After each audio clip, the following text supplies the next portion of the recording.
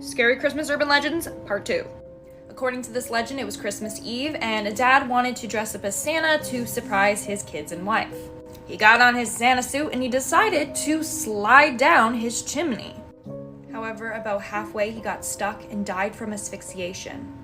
But it gets worse. That same night, his wife was like, let's start a fire, get in the cozy spirit. Shortly after, she realized a bad smell coming from the chimney. That's because it was her dead, burning husband. This legend always creeped me out as a kid. The scariest part is that this has happened before. A robber in England was trying to enter people's home through their chimneys, and, well, he got stuck. Obviously, the family didn't know that he was in there, and later started a fire, and, well, you know. So it's happened before. Don't climb in chimneys. Happy holidays. Follow me on YouTube for more creepy stuff.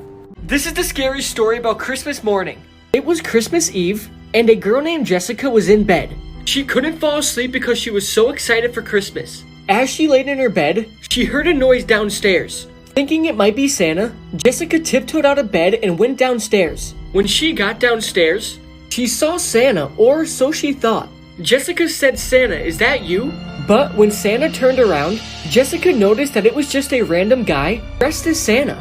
But before she had time to do anything, the man jumped on Jessica. The next morning, Jessica's parents woke up and went downstairs. They then went into the living room and froze in horror at what they saw. They saw Jessica's severed head on the top of the tree, and her headless body was on the floor, wrapped in wrapping paper, with a note next to it that said, "We had a lot of fun last night. I'll be back next year." It's Christmas Eve, so I couldn't give up the chance to tell you a creepy Christmas story. And if you love Creep Time and you want longer content, make sure to check out my YouTube channel with the link in the bio. So we're pretty familiar with how the whole Santa situation works, right? I mean, we kind of get the gig. He comes down the chimney and he leaves us presents. But around the holiday season in 2015, a California home got an unexpected visitor down their chimney. After returning to their house, it was a cold evening, so they lit up a fire but were terrified when they heard the sounds of screaming coming from inside their chimney. Wedged between the bricks was a man who had attempted to sneak in and burglarize the house but had gotten stuck. The fire department arrived and rushed to dismantle the chimney to get him out in time,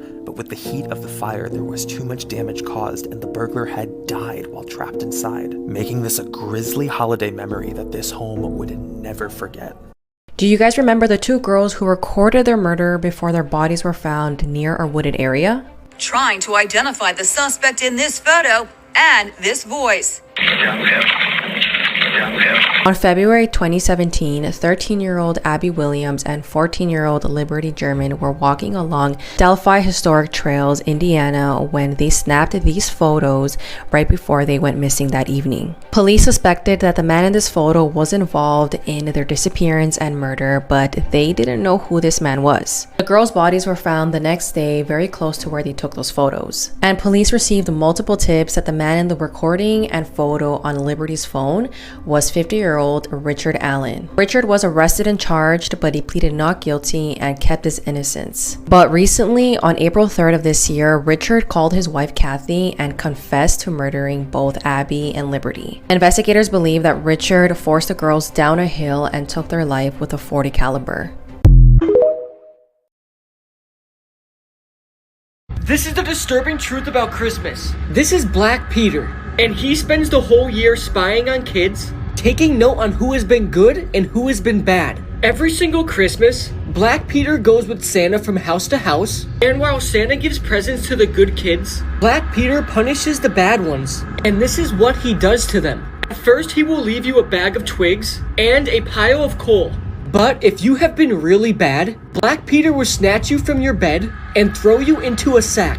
He will then kidnap you and take you to his coal mine, where he will chain you up and make you his slave. You will then work for him for the rest of your life, and if Black Peter ever gets sick of you, he will just simply eat you. So if this doesn't motivate you to make the nice list, then I don't know what will.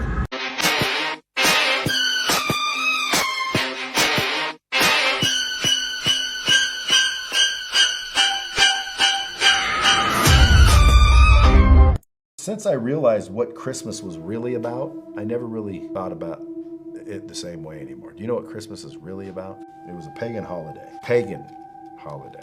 And they would do some heinous stuff on Christmas. It definitely wasn't baby Jesus' birthday. Nor was his name Jesus. Are you aware of that? You don't know his real name? Yahshua. His name today would be Joshua. Back then it was. This is 37-year-old Melissa Young, and she was arrested for unaliving her neighbor because he did not accept her Christmas gift. Here's the story. On Christmas Day of 2013, Melissa went to Alan Williamson's house with a gift. This gift included unisex trainers and a 2014 calendar. Alan did not accept this gift for whatever reason, and that is when Melissa went to a rage and unalived him. She was arrested that same day and claimed that she suffered from mental health issues. In 2014, she pleaded guilty to homicide and was sentenced to a minimum of 20 years in prison. However, she ended up attacking 2 female police officers. And note to self, always accept a gift. A really big part of looking at the Delphi murders case is what happened and where the suspect encountered them. It gets very confusing, so I'm going to show you guys the 3D crime scene using the Crime Door app. Okay, so when Libby took the video on her phone, they were on the Monon High Bridge. So as you can see, Abby and Libby were facing the suspect, and the suspect was walking towards them on one end of the bridge. And it was a pretty secluded area, so there weren't a ton of witnesses around, as you can see from this 3D crime scene. So Abby and Libby were on the southeastern side of the bridge, facing the northwestern side. So we know that the suspect came from the northwestern side. And that's why I like looking at this visual, because you can get a better sense of what they were seeing. Just because it's been 5 years does not mean that this suspect can be caught, and any information can still be relevant. Let's get justice for them.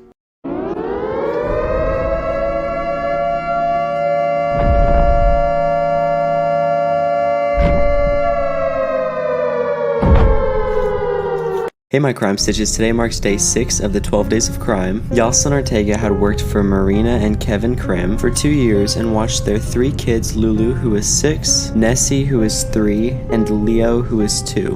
On October 25th, 2012, Marina had taken Nessie to her swimming lesson a few blocks down, and she had agreed to meet with Jocelyn after the practice. However, whenever the practice ended, Jocelyn was nowhere to be found, so Marina had went back to her apartment. When arriving, she described the apartment to be dark and grim and very eerily quiet. She began searching for her 2 children and the nanny. She heard a strange noise from the bathroom, and when she opened the door, her biggest nightmare came true. There in the bathtub was Leo and Lulu, who had been stabbed to death, and sitting on the side of the tub was Jocelyn with a smile on her face. Once she saw Marina's reaction, she started stabbing herself in the neck. However, she did survive from her self-inflicted wounds. She was sentenced to life without parole. I will see you guys on Sunday. Taking 1 brick from this murder mansion in Summerville, Georgia could curse you for life. Hold on, I'm going to tell you all about Corpsewood Manor in one part. But first, click the heart if you love weird-ass stories as much as I do. Hey, and grab the book. The link is in my bio. In 1982, Dr. Charles Scudder built Corpsewood Manor along with his lover, Joey Odom. They were Satanists who loved drug-induced parties along with a bit of bondage in their pink room. In December of 1982, 2 male guests were at the house having a party and wound up killing both men and their dogs while they looted the house for money and goods. Both men had turned themselves into the police by December 25th. Visitors to the ruins say you can hear gunfire, glass shattering, and dogs barking. Would you walk through Corpsewood and steal a brick? Creepy facts about Peppa Pig you didn't know. How old is Candy Cat? She is secretly a 40-year-old man who is stuck in the body of a 7-year-old girl. How Grandpa Pig died. Grandpa Pig died while gardening when his treehouse fell and crushed him.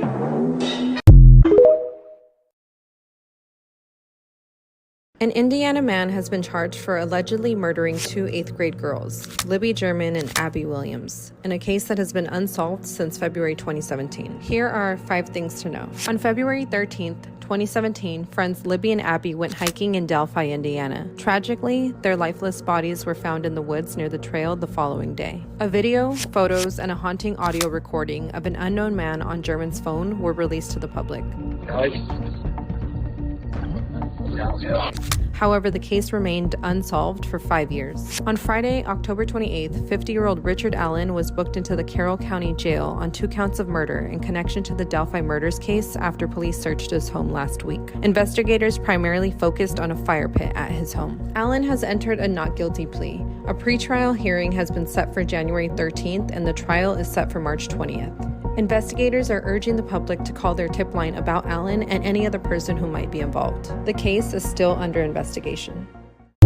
Medusa is actually real. In the hushed halls of a top-secret laboratory in 2023, scientists stumbled upon a discovery that shook the world. Meet Dr. Emily Grant, a passionate marine biologist with an insatiable curiosity for myths and legends. The azure depths of the Mediterranean Sea is where our tale unfolds. Dr. Grant with her team had embarked on a mission to study ancient sea creatures believed to be long extinct. During the first few weeks, Dr. Grant's underwater excursions revealed nothing more than beautiful corals and elusive marine life. Days turned into weeks, but Dr. Grant, with burning determination, pressed on even as the final day of her expedition drew near. On what was supposed to be her last dive, a mysterious cave beckoned. Inside, she found an ancient stone carving resembling a woman's face with serpents for hair. Dr. Grant, intrigued, ventured deeper. Suddenly, the walls shimmered, revealing hidden passages, each leading to a different discovery about Medusa's lore. As she turned a corner, a massive shadow loomed. The face, though stone, had eyes that seemed alive. Dr. Grant's heart raced. Realizing she was in the lair of the real Medusa, she swiftly swam towards an exit, narrowly escaping the stone gaze that had claimed so many. Back at her lab, Dr. Grant worked tirelessly, connecting the dots between the lore and her findings. The world watched in awe as Dr. Grant revealed that Medusa, once believed to be a mere myth, was an ancient creature whose DNA still lurked in some deep-sea creatures, causing petrification. But if Medusa's genes are still active, what else from ancient tales lurks beneath? Follow or subscribe for part 2.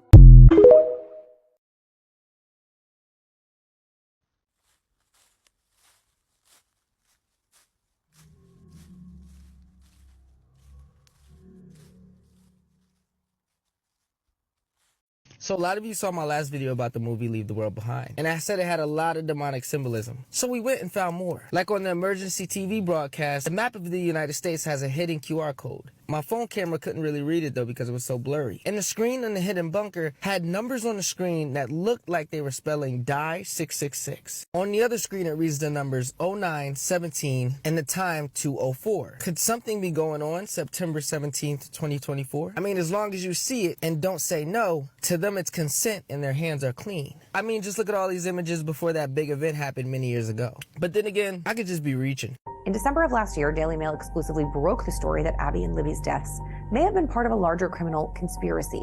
The Carroll County prosecutor has said in the past that he doesn't believe that Richard Allen is the only person involved in these killings. And sources close to the investigation told Daily Mail that there are at least 2 other men believed to be involved, and that Abby and Libby died as the result of a botched kidnapping to traffic the girls into a sex ring. Alright, here we go, part 2 of the Love is One cult. So it's unclear exactly when Mother God passed, but there's a photo of her unconscious in a group member's arms on April 14th, 15 days before she was found mummified. On April 13th, they called an ambulance for her but then refused to give her to EMTs. Also, random fact, she was on Dr. Phil. Mother God refused pharmaceutical drugs or unnatural medical treatment, so instead she liked to medicate by smoking grass and heavily drinking. Apparently there's videos out there of her slurring and telling people that she's speaking to Robin Williams. Amy, Mother God's family, said she started the cult after quitting McDonald's and ending her 3rd marriage. There's also a lengthy list of abuse allegations against her and Father God. Former members said they were only allowed 5 hours of sleep a night and had to wait on her hand and foot. Cult members did daily live streams to recruit more members and to pay for living expenses. They sold health supplements. As you can see above me, they're selling plasma healing spray. We don't know exactly how Mother God passed, but her son claimed that she was ingesting an enormous amount of colloidal silver, also selling it and claimed that it cured corona. Colloidal silver is promoted as a dietary supplement, but it's actually dangerous for your body. This is where Mother God was staying. TV's creeping me out, and they will dominate. Scariest conspiracy theories in the world that will seriously change your life. So this right here shows all the conspiracy theories from the most well-known ones that we all know to the darkest of the dark. This series we're going to be going from the most well-known ones to the darkest of the dark, which will probably keep you up all night. Having to do the research into all of these is probably going to disturb the hell out of me, but you know, I'm doing it for you guys, so make sure you hit that follow button. Part 1, let's go. Today we're going to be talking about Area 51, but not how you think. Trust me, this is wild. This guy right here is Bob Lazar. Now, he used to work at Area 51. Now, Area 51 is, of course, one of the biggest conspiracy theories out there. What is it? Why can't we go near there? Is it just a military base? Bob claims he used to work there, reverse engineering alien craft. Now, this right here is his actual drawing of an alien craft. Yeah, crazy, right? This is where it gets mental. Absolutely mental. I think Area 51 is this place, right? According to Bob, this is not where all the crazy stuff happened. It's actually down the road here, in a place called Area S4. Area S4 is located up in the mountains, completely top secret, and nobody knows really what it is until Bob came out about it. Bob claims he would be taken to Area S4, which is an underground facility where he would work on the alien craft. Put the coordinates into Google and look at this place, it's just crazy. The road which leads straight up to it, the road ends right there, and then there's just like holes in the ground. So there is definitely something there. What I'm saying is all from Bob. There is literally a documentary about this. I'm pretty sure it's on Netflix, you may have seen it. Yeah. Let me know what you think, because this is crazy. The series is about to get a whole lot crazier, so make sure you hit that follow button. I'll see you in the next one.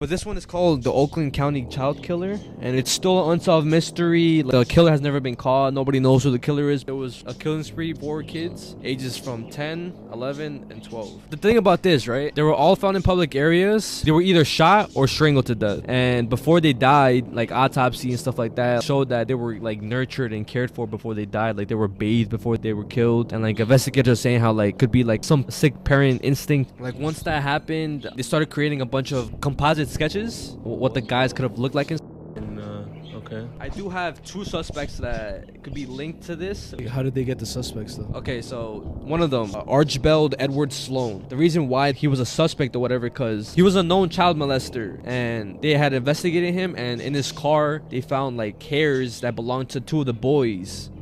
And there was other hair in the vehicle too that didn't belong to him. So they basically said like, nah, it can't be him. How does that make sense though? He could have been like an accomplice. But then there's another one named Chris Bush. Before one of the kids went missing, he was arrested and investigated for CP charges. And then I think a couple years after, he ends up allegedly, but the way the crime scene looked, it looked like a fake. When they went in his house to investigate, there was no blood in the scene. His body was fully wrapped around, even his head. And then I have a picture that they took of his room, and there was something in the picture that kind of linked everything together. Right here on the left side, it's a hand drawing, and it's this picture. And they're saying that it could be this kid. Oh shit, he's like screaming type shit, right? And police reports, that picture was never reported or anything. Like nobody knew about it. They probably didn't even think about it. Or do you think like they were low key in on it? What would Jesus say about Christmas? Well, that's an excellent question, and I've got my own opinion on that, and I believe that Jesus would say, why are you guys celebrating my birthday when it's not my birthday?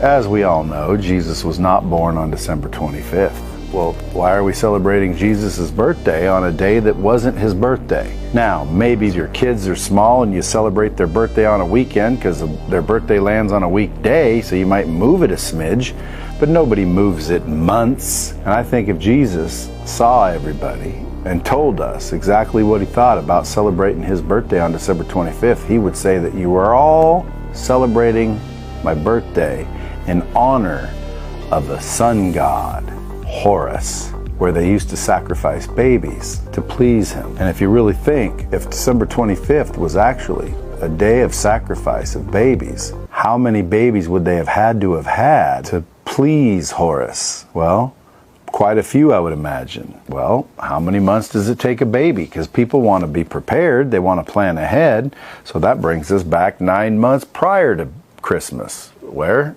Easter. We celebrate Easter for what? The resurrection.